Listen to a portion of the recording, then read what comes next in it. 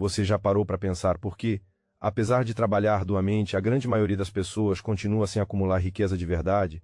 Não é só questão de esforço, talento ou disciplina. Existe um conjunto de mecanismos sutis, muitas vezes invisíveis, que os governos e os sistemas que realmente mandam usam para garantir que o dinheiro continue correndo em círculos, longe das mãos da população comum. Este não é um erro ou um acidente.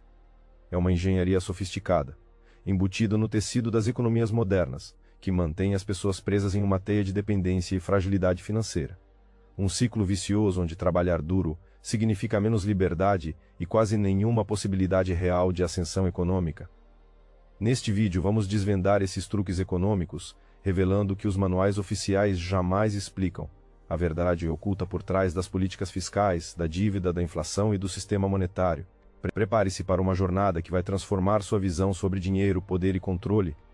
Quando falamos em economia, a conversa muitas vezes está travada em números, gráficos e jargões técnicos.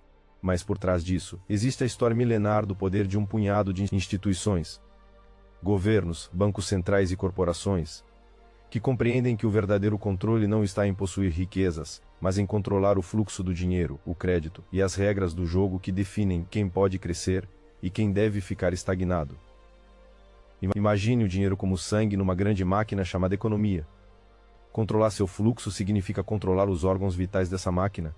E sabe aquele velho ditado de quem controla a oferta de dinheiro, controla a economia? É exatamente isso que está em jogo. Só que o controle vai muito além de imprimir notas. Passa por um território complexo, impostos, dívida pública, inflação, subsídios, sistemas jurídicos e até o timing de certas políticas. Comece com a ideia da tributação, o imposto sobre a renda, propriedades, consumo. À primeira vista, impostos são necessários para manter o funcionamento do Estado, saúde, segurança, educação. Mas, quando taxados além do que seria justo, para a maioria eles se tornam um instrumento de extração contínua de recursos da classe média e baixa, que na prática já não detém capital suficiente para investir, mas é obrigada a sustentar todas as estruturas do Estado e do mercado. A carga tributária, em muitos países, é regressiva no seu efeito real. Ou seja, mesmo que existam alíquotas progressivas, o peso sobre o orçamento do trabalhador médio é proporcionalmente maior, porque ele não consegue diferir impostos, pagar consultorias para planejamento fiscal, ou migrar seus ativos para paraísos fiscais, como fazem os muito ricos. Esse é o primeiro nó no mecanismo que mantém o cidadão comum na condição de pagar contas, sem oportunidade real de acumular capital. Além disso, os impostos não são usados só para financiar o que se imagina. Muitas vezes, eles financiam dívidas públicas que nunca param de crescer. Um sistema onde o governo precisa se endividar para pagar suas próprias contas, criando uma bola de neve que limita ainda mais o investimento social produtivo. E quando falamos em dívida, chegamos ao coração do sistema financeiro moderno, a criação de dinheiro através do crédito. Governos e bancos centrais possuem o poder exclusivo de emitir moeda, mas, diferentemente do que muitos acreditam, o dinheiro não nasce simplesmente do nada, nasce da dívida. Cada real, dólar ou euro em circulação é praticamente uma promessa de pagamento futura.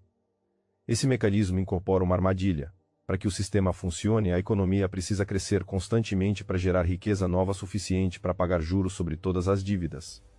Crescimento infinito numa realidade finita é uma contradição que só é mascarada temporariamente por políticas monetárias expansionistas e estímulos fiscais. Mais que isso, a universalidade do crédito transformou o povo em um devedor eterno. Cartões de crédito, financiamento de automóveis, empréstimos estudantes, hipotecas. Tudo isso não é apenas forma de acesso ao consumo. É uma engrenagem que prende as pessoas num ciclo de pagamentos, endividamento e dependência para manter o padrão de vida. Quem não paga, sofre restrições severas que dificultam até conseguir emprego ou alugar uma casa. Outro ponto-chave é o fenômeno da inflação. Considerada algo natural, até benéfica quando moderada, a inflação na verdade é uma ferramenta que corrói o poder de compra do dinheiro acumulado ao longo do tempo. Se seu salário e seus investimentos não crescem acima da inflação, só existe um destino possível: empobrecimento gradual. Os governos, mesmo ao falarem como combatentes da inflação, muitas vezes a toleram em níveis que mantêm a economia funcionando, criando incentivos para o consumo ao invés da poupança. Isso favorece o giro do dinheiro no sistema, mas destrói a ideia de acumulação financeira segura para a grande massa. Você é estimulado a gastar, não a guardar, porque guardar significa perder valor real. Existe também a armadilha da moeda fiduciária. Desde que os padrões ouro foram abandonados, o dinheiro deixou de ser uma representação direta de um ativo sólido, tornando-se uma simples promessa lastreada pela confiança no Estado. Essa confiança é frágil e tem limites. A qualquer sinal de crise ocorre uma corrida pelo ativo real, ouro, imóveis, dólares fortes, e o cidadão comum, que depende do dinheiro local, fica exposto a desvalorizações. Governos usam da política monetária para controlar o dinheiro dessa forma.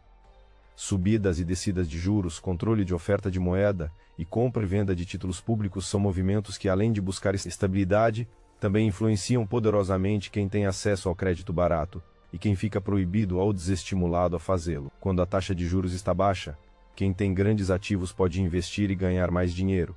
Quem tem pouco não consegue nem começar. Já na subida das taxas, aumenta o custo da dívida para o pequeno empreendedor e o cidadão médio, restringindo sua capacidade de circular dinheiro e crescer financeiramente. Além desses mecanismos diretos, vale destacar o papel dos mercados financeiros. Bolsas de valores, fundos de investimento, derivativos, entre outros. Eles se tornaram um terreno principalmente para grandes fortunas e corporações.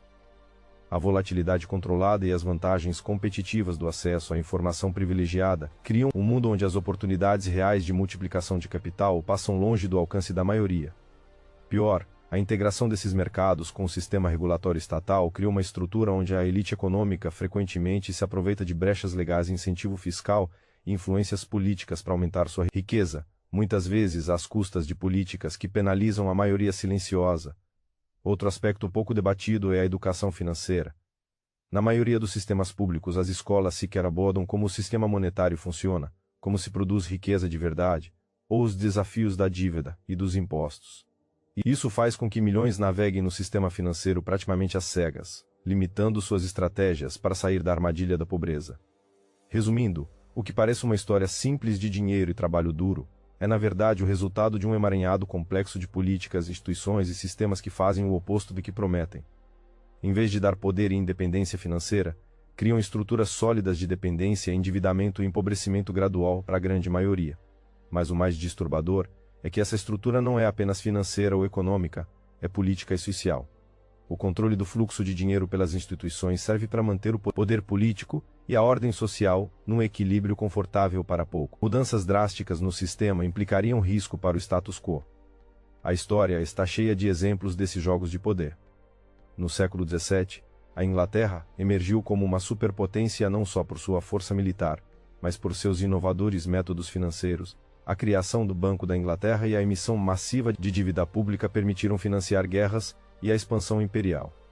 A dívida virou um instrumento de poder-estado corporativo, amarrando interesses lucrativos a um sistema onde o cidadão comum era peça de segunda categoria.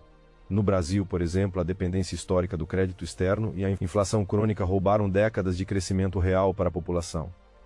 A estabilidade só chegou depois que o Estado aceitou pagar preços altos, juros recordes, para atrair investidores, sacrificando investimentos sociais e forçando os sacrifícios do trabalhador, que nunca teve acesso às condições reais para acumular riqueza sustentável. No cenário global, mudanças recentes mostram como países menos alinhados ao sistema dólar, como China e Rússia, tentam construir suas próprias zonas de influência financeira para escapar desse sistema de dependência. Isso impacta diretamente as relações políticas, econômicas e militares, confirmando que o controle do dinheiro é, antes de tudo, poder geopolítico. Assim, entender esses truques econômicos não é só uma questão individual de ganhar ou perder dinheiro. É uma questão de compreender as estruturas que mantêm o poder nas mãos de poucos e a maioria na instabilidade financeira. Só com esta consciência é possível buscar saídas que vão além da promessa ilusória do sonho do consumo e da liberdade pelo trabalho. Fique atento. Não basta trabalhar mais e economizar. É preciso reconhecer onde o sistema está desenhado para impedir que você crie riqueza real. É entender as redes de incentivos, as fraquezas ocultas, os mecanismos de dívida e inflação, e como eles afetam diretamente sua vida e sua liberdade. Se quisermos mudar esse jogo, precisamos questionar não só como o dinheiro é ganho, mas como ele é criado, controlado e distribuído. É preciso desafiar o monopólio da criação de moeda, as políticas fiscais que penalizam os menos favorecidos, a estrutura da dívida que nos prende, e o sistema que coloca o capital financeiro acima da vida humana. A revolução econômica começa pelo conhecimento e pela consciência dos processos que parecem invisíveis, mas que determinam o destino coletivo. É um convite a não aceitar o sistema como natural, mas a encará-lo como ele realmente é, uma construção humana, com interesses, conflitos e poder. Quando você entender os truques, nunca mais será o mesmo. Sua visão do dinheiro se torna mais clara. Você entende que riqueza não é fruto apenas do trabalho, é fruto do poder de controlar o sistema onde o trabalho é escolhido para ser recompensado ou não. E essa é a linha tênue entre ser um jogador no sistema ou uma peça dele. Se gostou dessa análise, inscreva-se e acompanhe nossos próximos vídeos para continuar desvendando os códigos ocultos que movem o mundo. Porque o verdadeiro poder começa quando você sabe o jogo, mas vai além, quando decide jogar para vencer. Não deixe que os truques econômicos definam seu destino. O conhecimento é o primeiro passo para quebrar as correntes invisíveis que mantêm você longe da verdadeira riqueza. Até o próximo vídeo.